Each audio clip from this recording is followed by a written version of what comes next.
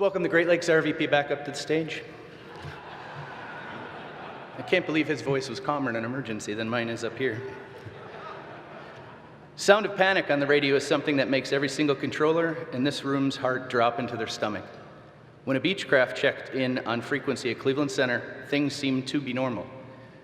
David Stempian was working other traffic in his area when he heard a pilot yelling over the frequency. The altitude readout was terrifying, a drop from 8,100 feet to 7,400 feet, followed by a climb to 8,500 feet and another drop all the way down to 5,000 feet. David remained as calm as possible, was able to immediately identify which aircraft was in distress, and establish contact with the pilot. David advised the pilot to follow and trust his instruments in order to regain control of the aircraft. When the pilot felt more in control, he advised he had been caught in a freak updraft, which had caused him to lose complete control of the aircraft. After David issued further guidance and was sure that the pilot had regained control, he asked the pilot to assess if there was any damage to the aircraft. The pilot said the wingtip covers were open, indicating that at some point during the incident, the aircraft had completely rolled. David offered several options to the pilot to get him on the ground to recoup, which the pilot eventually accepted, pausing at Arnold Palmer Regional Airport before continuing on to his final destination to visit with his family. Let's roll the tape. Number 305 Zulu, Cleveland Center, climb maintain 9,000, Morgantown, Timber 3009er. 3009er, climb maintain 9,000, 305 Zulu. Sail! Sail! Hang on! Sail! Let go of the yoke! Let go of the yoke! Let go of the yoke! Fine, this is fine to you. All right, is everybody okay? 305 Zulu, you all right? Yes. Number 305 Zulu, you with Cleveland? Number 305 Zulu, you with Cleveland? I can hear you, but we're in trouble. All right, what do you need? What do you need? Number 305 Zulu, follow your instruments, sir. All right, I'm going to... Number 305 Zulu, I do show you descending. Follow your instruments, sir. Trust your instruments. I'm following my instruments. What happened? I got in a real bad updraft. I don't know what happened, sir. You got it under control? Yes, sir. Roger, 05 Zulu, just get yourself under control. Evidently, I got into a bad updraft. I went way up. No matter what I did, it was still climbing, and then all of a sudden, it let go the other way. 05 Zulu, you're fine, you're fine. I'm showing you level at 5,000 right now. Just, I'm going to hold at 5,000 until things slow down a little bit. Absolutely, 05 Zulu. You just maintain 5,000. Just whatever you need to do is fine. 5,000 is good altitude in that area. Just don't go any lower. 7 University. All right, 05 Zulu. I do have the Morgantown Airport at your 10 o'clock in about 3 to 4 miles if you needed to land or anything, sir. No, sir, we're good. I need to get back on course. That was a very bad experience. I can imagine it was over here on this end, too. Bel Air. You might want to pass that information on, that is a miserable updraft right there. Yeah, we absolutely will. Yeah, we've had no reports of that at all. 05 Zulu, what altitude would you like right now? I'm going to go up to 7,000, and I think I'm going to be in the clear. I'm through whatever that stuff was. Roger, 05 Zulu, maintain 7,000. Number 305 Zulu, you don't have any damage to the aircraft or anything like that, do you? The only thing that I see is my wingtip fuel door, the fuel covers are open, but I'm assuming that the plugs are still in place. I'm not losing fuel out there. Roger, sounds good. We do have, multiple airports around your area. If you do feel the need to land, I've got a ton of options for you. Just let us know. Oh, Roger. I think what I want to do is see how this handles right now, and I might just set her down here a little bit. I don't know. Right now, we're getting into some good, clear weather. Roger. 05 Zulu, you encountered that severe updraft there at 8,000, is that correct? And then you went up and then a sudden downdraft as well? Yes, sir. How high was my altitude?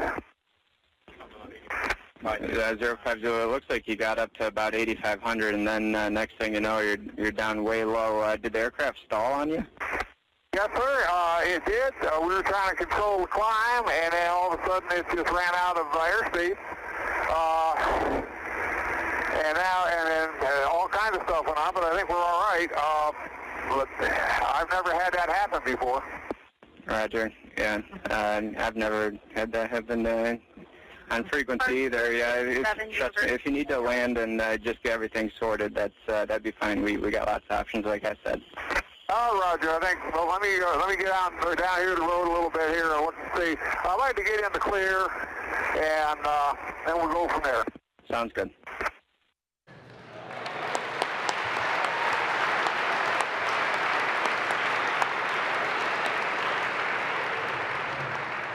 Not bad when you get to say your job is representing those guys. After the pilot landed, he gave David a call to thank him, but I'll let the pilot himself talk more about that. It's my honor to welcome to the stage the pilot of November 305 Zulu, William Reed Jr.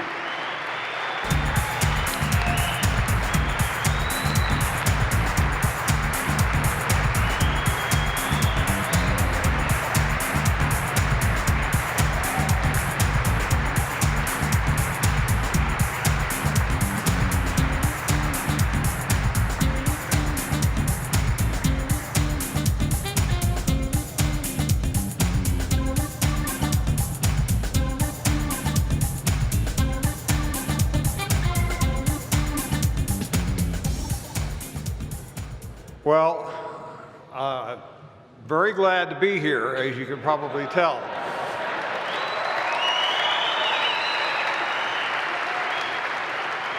Both of us.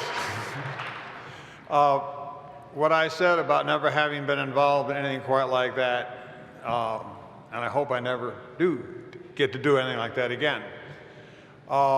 David did a fantastic job.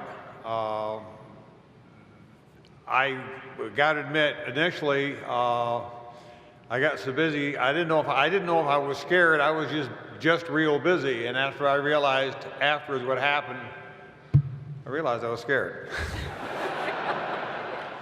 But I do want to thank him, and over the years, other times that I've been flying and had a few interesting experiences. This is the first and probably the last time I'll ever get a chance to say thank you to every one of you for the wonderful job that you do to keep people like me safe.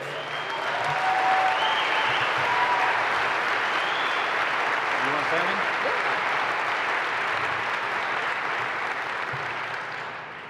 I'm kind of the navigator in this duo, and I was really scared. Once we got out of the soup, I saw this hillside with green trees, and I thought, we're dying here today.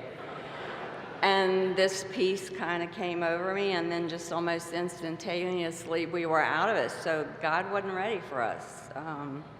We get to celebrate our 50th wedding anniversary in June.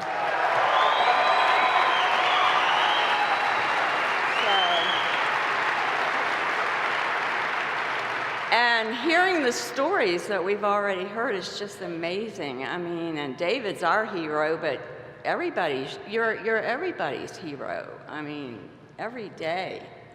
I think about the safety when I get on a commercial aircraft, and certainly when I get in ours.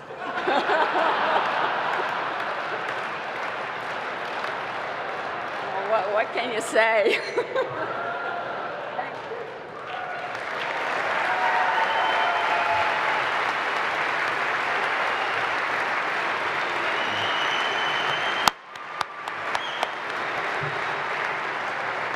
It's now my honor to bring David to the stage.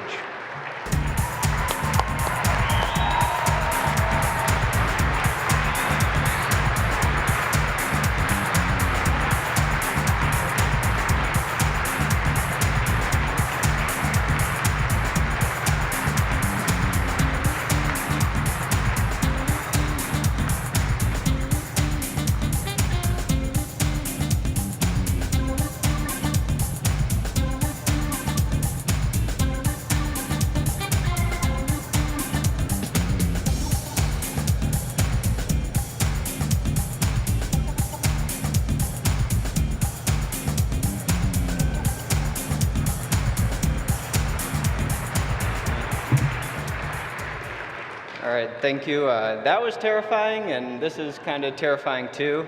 I would of course like to thank NACA for putting on this great event. This is really awesome. I was able to meet the pilot and his wife. That was really cool. I'd like to thank Cleveland Center NACA for making Cleveland Center such a great place to work. I'd like to thank my wife Dawn, who's here with me, for supporting me and putting up with me. I'd like to thank my parents. My mom's at home watching my beautiful daughters Nora and June. My dad and stepmom are here with me. I'd like to thank Matt Kurtz, was actually on my D side. He did all the coordinating for me when that was happening. And special thanks to Pat Rochek. He's one of the union reps at Cleveland Center. He really went above and beyond, giving me some support right after that happened. Even stopped by my house that night to make sure I was all right, and that was really good. Thank you.